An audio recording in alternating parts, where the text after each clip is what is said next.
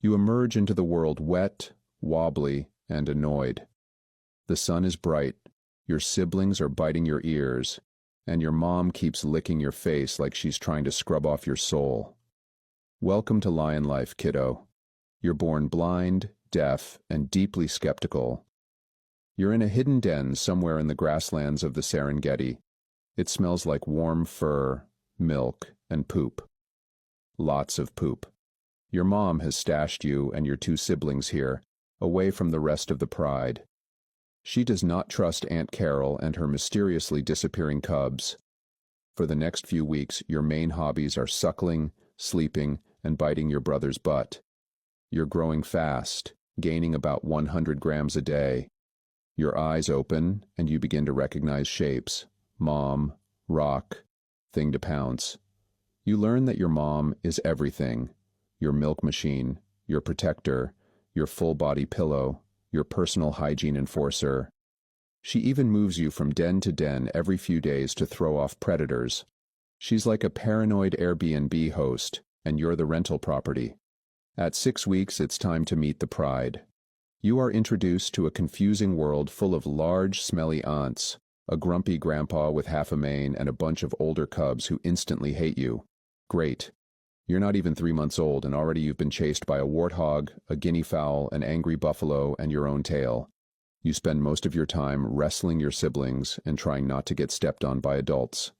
You also start eating meat. More accurately, you start chewing meat until it falls out of your mouth. Chewing is hard. So is surviving. One day, while exploring too far from the pride, you almost become a snack for a spotted hyena. You run back, screaming so loudly the hyena starts laughing. Rude.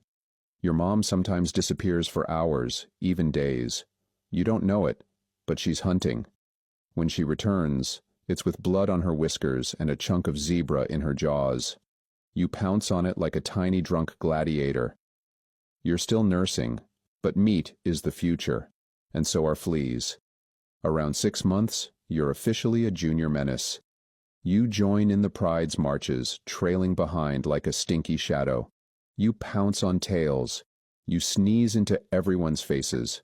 You stalk butterflies with the intensity of a cold-blooded killer, then leap 3 feet in the air when they flap. As you grow, you begin to learn the sounds of lion society. There's the roar, of course, the long-range bellow that shakes the air. But there's also chuffing, moaning, groaning, snarling, and the surprisingly adorable little oof you make when someone kicks you in the ribs while turning over in their sleep pile. By 1 year, your world is all games and hierarchy. You test boundaries, you mock charge impalas and run away screaming when they turn around. You try to play with the older males and get swatted across the savannah. Lesson learned. They are grumpy, bored, and dangerous. Also, their farts smell like rot. At 2 years old, puberty hits you like a wildebeest. You are a lanky teenager with delusions of grandeur. You think you're strong enough to take down a zebra.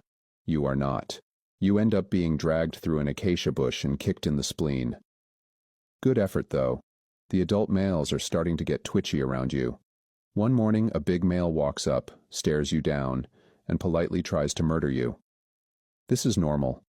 You get the message. It's time to go.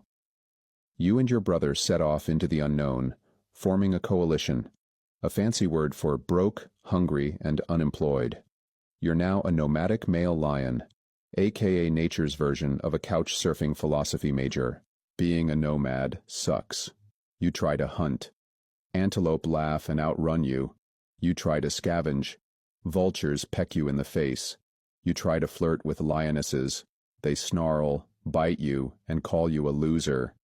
Your days are a mix of near starvation, bruised pride, and sleeping under thorn bushes that poke you in the butt. Eventually, you get better at hunting. You and your brother take down a young wildebeest. You roar so loud with pride that you scare yourself. Things are looking up. You learn how to track rival males by the smell of their urine. You start roaring in the early morning. Short, low grunts that carry across kilometers. You're announcing your ambition.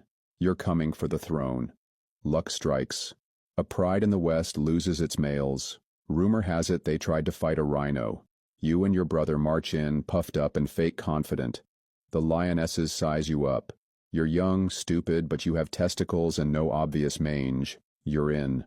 But your rise to power isn't bloodless. When you took over the pride, you killed the cubs of the previous males. Infanticide. Brutal, but strategic. Now the lionesses are in estrus again, and you're mating like your bloodline depends on it, because it does. You patrol your territory daily. You scent mark trees, roar into the wind, and fight off intruders. Sometimes it's just a lost cheetah who runs away in a panic. Other times it's another coalition testing the waters. You don't know it yet, but your reign has a clock on it. The average tenure of a male lion is around 2 to 3 years before someone younger, stronger, or more desperate tries to take it all away. A year passes. Your cubs grow fat and feral. One of them tries to eat a tortoise. Another spends an hour chasing a dung beetle in circles. You feel proud and alarmed in equal measure. But things start to go downhill. The rains have been late this season. The grass is dry and the buffalo are weaker. The drought has thinned them out, and now they wander slowly, their ribs sticking out like the bones of old trees. The lions, like you, are opportunists. You, your pride, and the other predators around you start targeting these buffalo. Their hides are crawling with ticks, flat, greedy little time bombs. As the lions feed, the ticks fall off or get crushed, releasing their microscopic stowaways into open wounds or mucous membranes. Some ticks are still alive, clinging to soft places like eyelids and ears. You don't notice them, but they are already burrowed in your skin. They inject saliva laced with parasites, and among them, babesia. You feast, unaware. The parasite slips into your bloodstream and heads straight for your red blood cells. Inside, it multiplies like a microscopic virus rave. Cell after cell bursts, flooding your system with waste and panic signals. Your immune system goes berserk. The fever starts within days.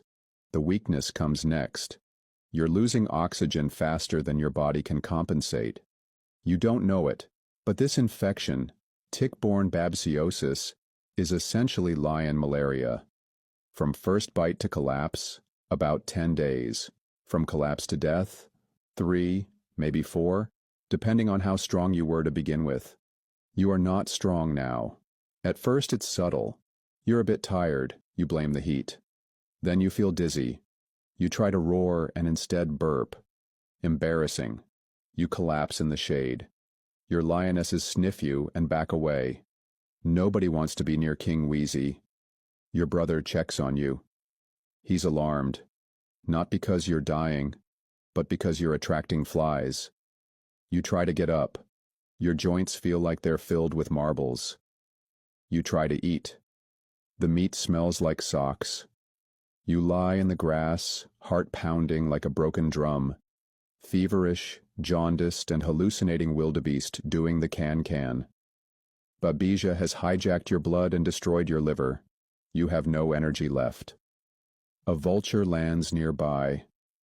It looks at you and starts calculating, and suddenly everything turns dark.